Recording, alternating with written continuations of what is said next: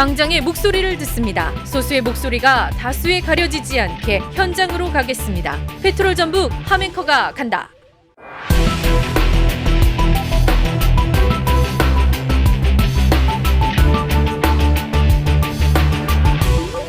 네, 페트롤 전북 오늘은 추석 연휴를 맞아서 위기의 시대 선현들이 걸었던 발자취를 돌아보고 전북의 정신, 가치, 그 의미를 되새겨보는 시간을 갖도록 하겠습니다. 자, 선현이라고 하면 옛날에 어질고 사리에 밝은 사람, 어쩌면 이분은 이 시대의 선현이 아닐지 모르겠습니다. 30년 넘게 우리 땅 곳곳을 두 발로 누비고 전북을 비롯한 우리나라 선현들이 걸었던 길을 직접 다니면서 그분들이 걸어온 길 속에서 현 시대를 살아가는 우리들에게 지혜와 깨달음을 전해주고 계신 우리 땅 걷기의 신정일 이사장님과 함께하겠습니다. 선생님 안녕하세요. 안녕하세요.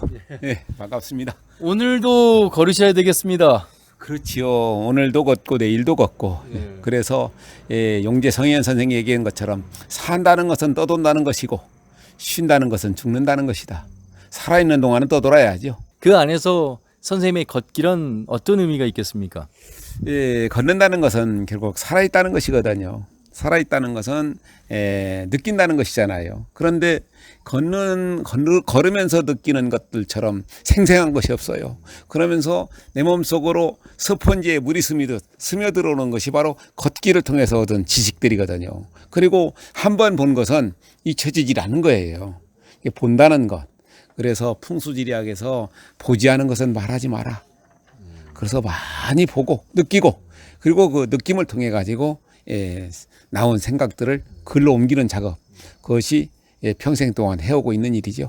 속도로 보면 참 이 차를 타고 KTX를 타고 비행기를 타고 가는 그 빠름이 엄청나겠습니다만 그래서일까요? 우리 지식이 빨리 지나간 것 같고 쌓이지 않은 것 같은 그런 아쉬움? 공허감이 남습니다.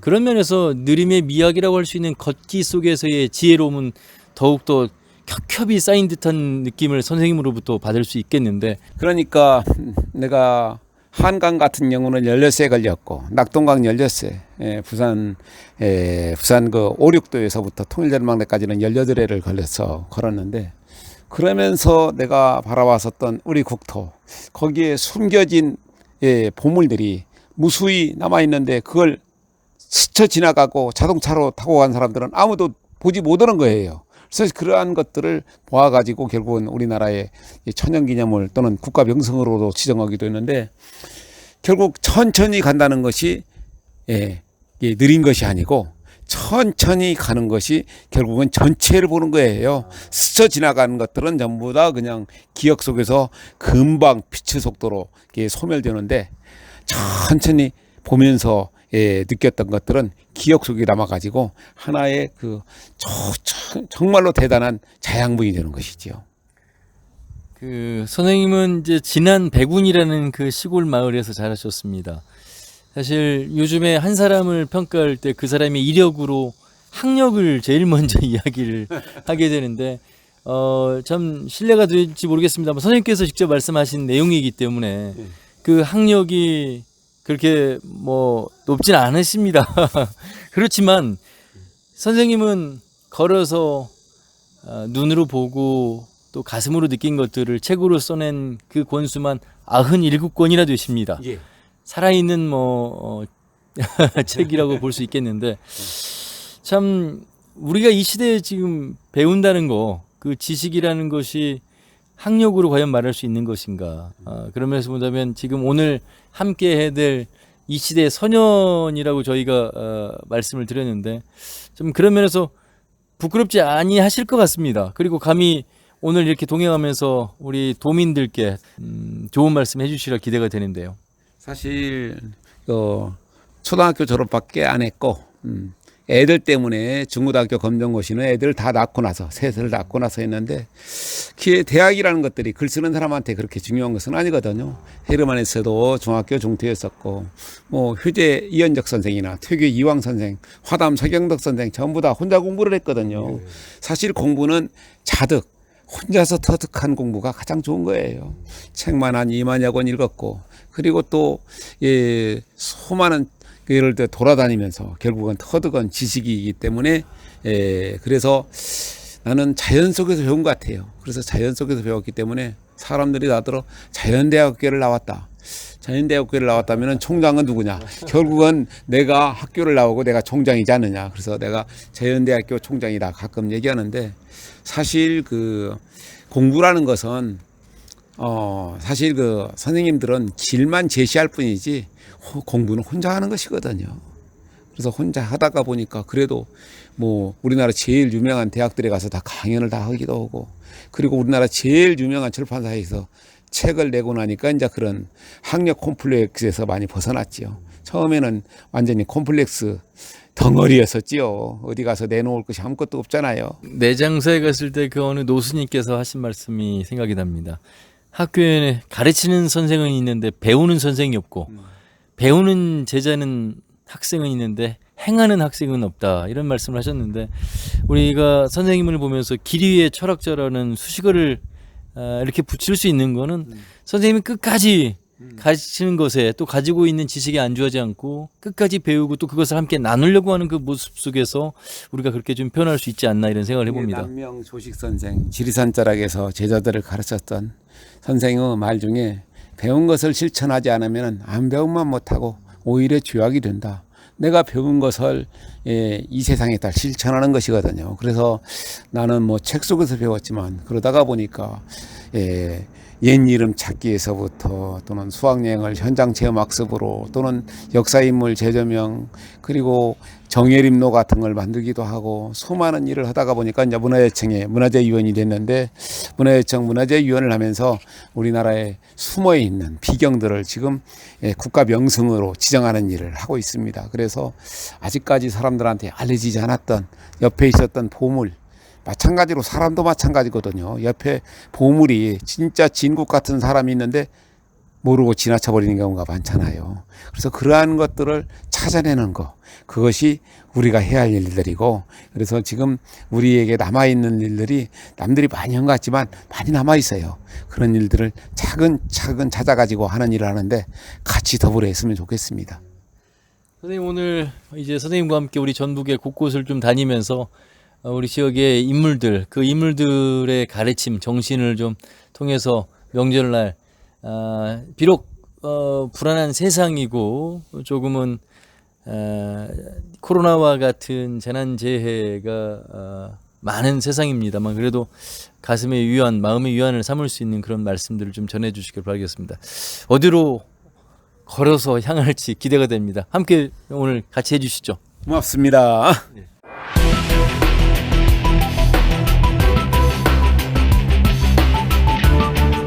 페트롤 전북 하멘커가 간다. 오늘 이제 저희가 부안에 왔습니다. 부안 문화원 앞에 매창 공원으로 알려져 있는 곳인데, 매창 선생에 대해서 좀 말씀을 해주실 거죠? 이매창은 뭐 부안의 기생이었었죠. 이매창은 부안의 기생이었었는데, 유의경이라고 있어요. 초는 유의경. 그 사람은 문장이 뛰어나가지고 그 당시에 상촌, 신음, 백사, 이향복, 월사, 이정구, 그런 사람들 천민이었는데도 불구하고 같이 친구로 교류를 했었어요. 서로 문학을 나누고. 그러다가 임진왜란이 일어나가지고 광주에서 고경명이 의병을 일으켰다는 소식을 듣고 의병에 참전하기 위해서 광주로 가던 길에 부안에서 이매창이를 만났어요. 그 당시 이매창의 나이는 20살, 유의경의 나이는 48. 그랬는데 서로 문학이 통하고 뜻이 통하니까 연인이 된 거예요. 그리고 이곳에서 지내다가 유의경이는 의병에 참전해가지고 공훈을 세워서 천민에서 벗어났어요. 그리고 나서 서울로 가가지고 서로 이제 편지를 주고받으면서 나누어 서는데, 그래서 유의경이를 위해 쓴 시가 이매창의 이와우 훗날일제 울며 잡고 이별한님, 추풍 낙엽에 저도 날 생각는지 천리에 외로운 꿈만 오락가락 하놈에, 그 시를 쓴 사람이 바로 대상이 유의경이었었어요. 그러다가 이제 37에 죽었는데, 그러기 전에 죽기 직전에 만났던 사람이 바로 허균이에요. 허균이가 그 별설에서 물러나서 있다가 전라도의 수원 판관, 그러니까 전라도의 세곡들을 서울로 올려보내는 직책을 맡아가지고 여기 왔는데 왔을 때 이매창이를 만났어요. 그래가지고 이매창이를 만났는데 허균이가 쓰기를 매창 기생이는 이귀의 정인이다. 이귀는 누구냐면은 부안 현감을 지냈었는데 나중에 인조반정의 주역이 된 사람이 이귀예요. 그래서 이귀의 정인이다 하고 매창하고 서로 뜻이 맞아가지고 검고를 타고 문학을 논하다가 잠을 잘 때는 매창이는 나가고 자기 여적화를 내 침실로 보내주었다. 그래가지고 서로 교류를 나누면서 아주 서로 절친한 친구가 된 거예요. 그래가지고 가끔씩 계생을 생각하면서 이매창을 생각하면서 글을 썼었는데 37에 이매창이가 죽으니까 이매창이를 생각해가지고 쓴 시가 여기에 매창의 죽음을 슬퍼하다. 그러니까 아름다운 글귀는 비단을 펴는 듯하고 맑은 노래는 구름도 멈추게 하네. 보세요. 복숭아를 훔쳐서 인간 세계로 내려오더니 불사약을 훔쳐서 인간 무리를 두고 떠났네. 부용꽃 수놓은 휘장엔 등불이 어둡기만 하고 비치색 치마엔 향내가 아직 남아있는데 이듬해 작은 복사꽃 필 때쯤이면 그 누구가 설도의 무덤 곁을 지나려나 라는 그러니까 이매창이를 서로 친분하고 상관없이 서로 이제 서로 신분을 따지지 않고 아주 좋은 문학적 동지를 여기다가 37에 죽으니까 이매창이를 생각하면서 이런 시를 쓰기도 하고 또 제문도 지어요. 그랬다가 이제 그래서 사실 전라도의 그 기생 이매창, 그다음에 이제 개성기생 황진이, 홍랑 그런 사람들이 조선 역사에서 빼어난 여류 그 시인인데 이매창의 시를 갖다가 부안의 아전들하고 지금 그 계암사의 스님들하고 해가지고 이매창의 시집을 엮었었어요. 그래가지고 이매창의 시가 오늘날까지도 사람들한테 널리 이야기 드는데, 그래서 매창이가 죽은 다음에 사실은 이곳에다 묻어가지고 매창이 뜸 그랬어요. 매창이 무덤. 그러다가 이곳에다 아파트 단지가 들어선다고 그러는데 그때 많은 사람들이 반대해가지고 이곳에 이매창이의 무덤이 들어서고 부안문화원이 바로 옆에서 지켜주고 있죠. 그 몇백 년이 지난 지금의 이 추석을 맞이하는 우리 도민들께 매창에 대한 말씀을 해주시는 어떤 근본적인 취지를 좀 이해할 수 있을까요? 그러니까 사실 이매창이는 기생이지만 기생이었는데도 불구하고 당대에 뛰어났었던 허균이나 그래가지고 허균이 사실 부안의 우반동 근처에 있다가 집을 짓고 살려고 했었던 것도 이매창이 때문에 비롯된 거예요.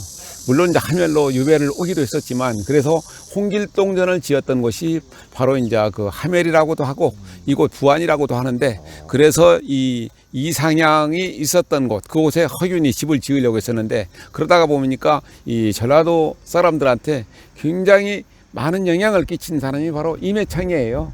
그래서 상대에 뛰어났던 사람들하고 교류를 하면서 우리나라에 몇 안 되는 기생으로서 시집을 남긴 이매창. 그래서 사실 전라도가 예술의 고장이라고 하는데 이렇게 또 여자로서도 이름을 남긴, 물론 김삼무당이라는 사람도 있긴 하지만 이렇게 아름다운 시를 남긴 사람이 바로 부안기생 이매창이거든요. 그래서 선생님, 요즘에 우리가 뭐 신분사회 계급사회는 아니지만 보이지 않는 그 양극화가 너무나 큽니다. 어찌 보면 그 이매창 기생을 통해서, 선생을 통해서 우리가 배울 수 있는 점이 요즘 시대도 좀 더 많을 것 같습니다. 그렇죠. 그러니까 요즘에 이제 사랑도 자꾸 희박해져가잖아요. 그래서 뭐 결혼했다가도 금방 이혼하고 서로 헤어지기도 하고 서로 그렇게 형제간처럼 지내던 사람들도 조금만 당파를 달리하면 서로 그냥 원수가 되는 사랑인데, 그런데 이매창 같은 경우 떠나보낸 그 유희경을 생각하면서 그 시를 쓰기도 하고 그 사랑이 굉장히 애잔했잖아요. 그 사랑을 가지고 품고 있다가 그런 것들을 통해 가지고 우리가 서로 형제간일 수도 있고 또는 이성이나 동성일 수도 있고 그런 사람들이 서로 교류를 나누면서 새로운 어떤 돌파구를 열어가기도 하고 그리고 또 새로운 사회를 건설하는데 굉장히 중요하지 않을까 싶어서 여기를 왔습니다. 그래서 어느 시기에 누구를 만나느냐가 정말로 중요하거든요. 그래서 이매창이가 허균을 만났던 것처럼 또 이매창이가 초는 유희경을 만났던 것처럼, 그래서 그리스인 조르바에서 딱 그런 얘기를 하잖아요. 나는 내 키높이를 늘 열심히 재고 있네. 사람의 키높이란 늘 같은 것이 아니라서 말일세. 인간의 영혼이란 기후, 침후, 고독 그리고 함께 있는 사람에 따라 눈부시게 달라질 수 있는 것이라네. 그러니까 이매창이가 유희경을 만나지 않았더라면, 이매창이가 허균을 만나지 않았더라면 이렇게 아름다운 글이 쓰여지지 않았잖아요. 그래서 오늘날에도 그렇게 좋은 사람, 문득 그 사람만 생각하면 눈물이 날 정도로 또 달려가고 싶고 보고 싶고 목소리 듣고 싶은 그런 사람들을 좀 많이 만들어둬 가지고 이 험난한 세파를 헤쳐갔으면 좋겠습니다. 정말 코로나 때문에 이제 고향을 찾아가지 못하는, 부모님을 뵈러 가지 못하는, 또 산소를 가지 못하는 이 불안한 세상 속에서 네. 이 매창의 이야기, 또 선생님의 말씀은 이 방송을 들으시는 많은 분들께 큰 위안이라고 할까요? 네. 큰 희망이 또 보인다는 그런 생각을 해보게 됩니다. 그러니까 문득 지금 생각나는 사람한테 전화하세요. 문자도 좋고 카톡도 좋지만 목소리라는 것이 지문 같잖아요. 그 사람의 영혼이 목소리에 들어있잖아요. 아유, 고맙습니다. 또 다른 곳으로 또 네. 전북의 정신을 찾아서 또 이동해 보도록 하겠습니다.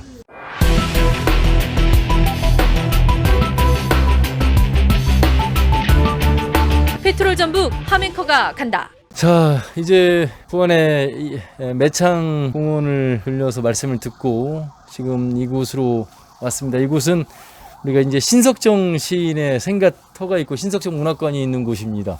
지금 마루에 앉아 있는데요. 선생님, 이곳도 와보신 적 있으시죠? 예, 그렇죠. 예전에 또 이제 여러 차례 왔었고, 그런데 신석정 시인이 아까 우리가 갔었던 이매창, 그다음에 직소폭포, 그다음에 유희경을 부안의 3절이라 얘기를 했었거든요. 그런데 이제 이분은 뭐 사람들이 잘 아시다시피 어머니 그 먼 나라를 아십니까? 촛불 또는 슬픈 목가, 그런 아주 서정적이면서도 어떤 사회에 그런 시를 많이 썼었죠. 그래서 우리 전라북도의 문학의 큰 거목이 바로 신석정 선생이죠. 전주고등학교나 많은 곳에서 교편을 잡으면서 학생들한테 많은 영향을 끼쳤거든요. 그러면서도 우리나라 한국 문학사에 아주 대단히 뛰어난 시인으로 평가를 받고 있죠. 민족의 서정, 그리고 전라도만이 가지고 있는 그런 정신을 가지고 아름다운 시를 써가지고 오늘날까지도 사람들한테 많은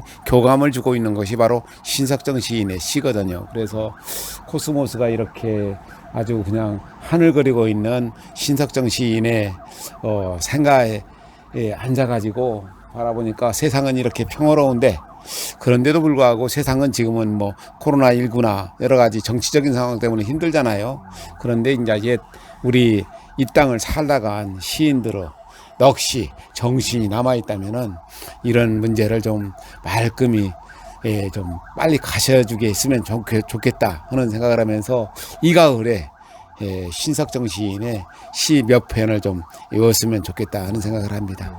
정신이라는 것들이 결국 올곧게 남아야만이 그걸 갖다가 이어받은 사람들이 다 올곧게 살 수 있거든요. 그래서 나는 오늘날 이런 민족 시인들이 많이 있잖아요. 그런 정신들이 좀 사람들한테 더 널리 알려져 가지고 우리가 올곧게 살아야겠다 그런 생각을 하죠. 선현들의 삶을 좀 되돌아봤으면 좋겠습니다. 네, 자 이제 부안에서 말씀을 들었습니다. 이제 정읍으로 옮겨가서 또 어떤 말씀을 해주실지 기대가 됩니다. 함께 또 이동하시죠. 네. 정읍으로 이사와 살다가 백진규 의사가 중국으로 망명의 길에 올랐잖아요. 그곳에서 만났던 사람들이 바로 신채호, 이효영. 사실 서울에 가면은 효창공원에 가면은 사무삼묘가 있어요. 백범 김부 선생이 세 분을 다 하고 나중에 안중근 의사까지 모신다고 하면서 네 분을 만들어놨는데 안중근 의사는 지금 없잖아요. 그러면 윤봉길, 이봉창, 백정기. 사무삼묘. 이봉창 해외급 일사 사건, 네. 그리고 또 윤봉길 홍구공원에서. 그런데 사실 홍구공원에 그날 마찬가지로 백진기 의사가 준비했었는데 시간을 맞추지 못해가지고 윤봉길 의사가 그걸 던진 거예요.